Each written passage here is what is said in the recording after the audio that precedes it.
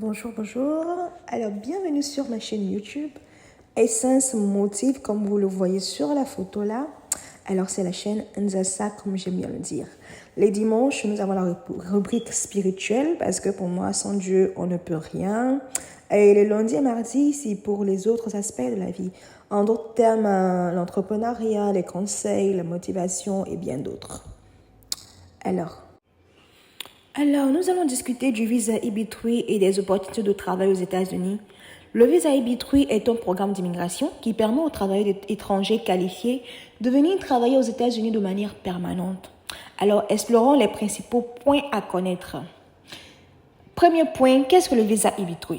Le visa EB3 est un visa de travail basé sur l'emploi qui permet aux travailleurs étrangers de venir aux États-Unis pour occuper des emplois à long terme dans des professions spécifiques. Ils se divisent en 3 catégories principales. Donc, le EB3, visa pour le travail qualifié. Ce visa est destiné aux travailleurs étrangers qualifiés qui possèdent au moins 2 ans d'expérience dans leur domaine.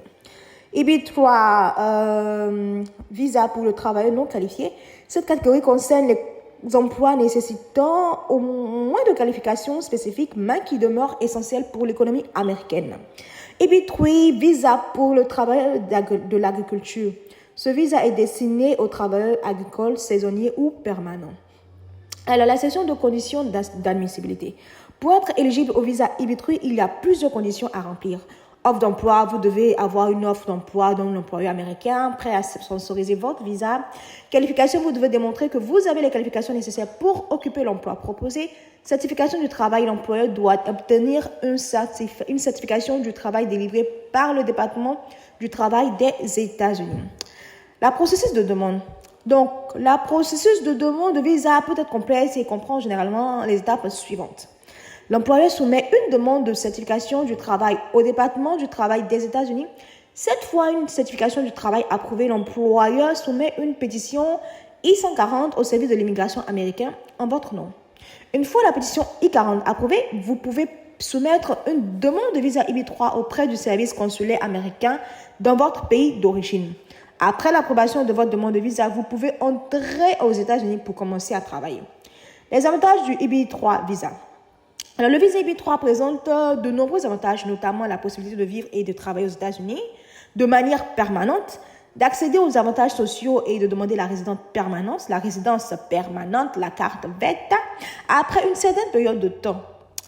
Donc, en conclusion, le visa EB3 offre une opportunité précieuse pour les travailleurs étrangers qualifiés et non qualifiés de venir travailler aux États-Unis de manière permanente. Cependant, il est important de comprendre les exigences et le processus de demande pour maximiser vos chances de succès. Merci de votre attention. Voilà, au niveau de Ibiza, voilà. Alors, c'était en fait pour expliquer un peu ce que c'est que le EB3 visa. Voilà, pour ces personnes-là qui ne savent pas. Maintenant, nous allons passer au vif du sujet par rapport au EB3 visa en ce moment. En ce moment, en fait, les États-Unis sont en pénurie d'infirmiers et d'aides-soignants. Et il n'y a pas que ça. Il y a aussi ils sont aussi en manque et en pénurie d'autres boulots. Voilà. Donc, c'est une opportunité pour des personnes qui veulent venir aux États-Unis. Si vous avez entre 6 mois et 1 an de formation au niveau de tout ce qui est attrait à la santé, voilà. Et si vous êtes compatissant et tout ça, vous voulez, ou alors vous voulez changer de carrière, vous voulez être des caregivers, des aides-soignants ou bien des personnes, des compagnons et tout ça pour pouvoir aider les vieilles personnes ou les personnes malades ou alors même des enfants qui ont besoin de soins ou bien d'être vus et d'être regardés, tout ça, bien.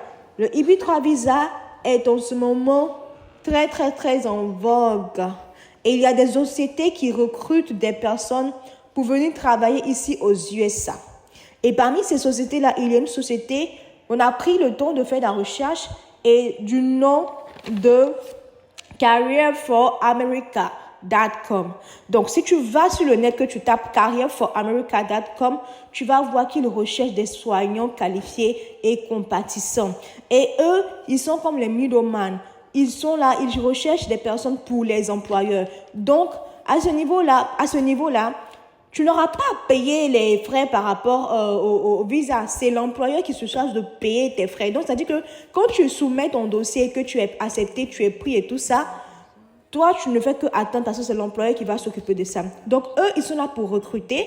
Ils vont t'aider dans le montage de tes dossiers et tout ça. Voilà, fais ce qu'il y a à faire. Même au niveau de la green card et consorts, la relocation, où est-ce que tu vas habiter et tout ça. Ils vont s'occuper de cela. Donc, c'est-à-dire c'est une opportunité en or pour ces personnes-là qui veulent venir aux USA et immigrer. Voilà. Ce qui est bien dans le visa EB3, c'est que, voilà, c'est comme on le dit, c'est un peu, on n'a pas besoin que tu aies bachelor, que tu aies, voilà, PhD et tout ça. Non, tu peux avoir, on peut te demander une expérience de travail minimum, ou même on peut ne pas te demander d'expérience de travail, ou alors on peut ne pas te demander même, ne serait-ce même que le high school, on peut même pas te demander cela. Ça va dépendre, en fait, de la demande et de l'offre d'emploi, en fait, voilà. Et, comme je l'ai dit, parmi les sociétés qui recrutent en ce moment, tout ce qui est nurse, tout ce qui est aide-soignant, il y a careerforamerica.com et je vais mettre le lien là et je vais essayer de vous montrer un peu comment est-ce que le site web est. En plus d'eux, il y a aussi des organisations qui recherchent par exemple des volontaires. Tu te portes volontaire pour venir aider une organisation par rapport à leur peut-être leur passé et tout et pour lesquels tu veux venir travailler et tout ça, ils se portent garant de te sponsoriser, d'être ton sponsor. Donc, tu viens aux États-Unis pour travailler, pour être volontaire. Mais eux, à leur niveau, tu ne viens, c'est pas vraiment rémunéré. Tu auras tout. C'est-à-dire que tu auras un toit, tu auras de quoi te nourrir, peut-être quelque chose, en tout cas, pour mettre sur toi et tout, mais du genre te rémunérer, tous les mois, là, non, il n'y aura pas ça. Et là, tu viens, il y a c'est un peu temporaire, c'est soit ça part de 3 à 1 an. Et en fonction de là où tu vas, en fonction de ce que tu vas décider, parce que le site web est là, tu regardes, tu choisis ce qui t'arrange. En fait, quand tu te portes volontaire, il y a les différentes